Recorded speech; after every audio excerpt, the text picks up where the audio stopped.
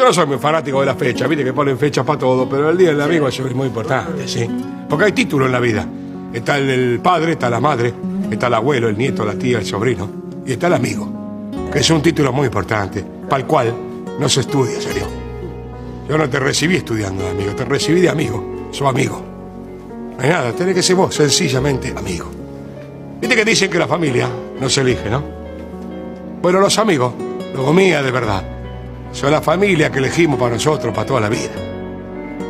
La amistad es muy importante. Con los amigos todo es mucho más mejor. Los momentos lindos, los momentos alegres son más mejores, se resaltan más. Los momentos tristes, con un gomía al lado, se suavizan. Y los gomías de verdad van a estar siempre. Algunos, vos creés que ya no están, pero están, se han ido, como se ha ido mucha gente. El 20 de julio levantemos la copa también, por los gomías que ya no están.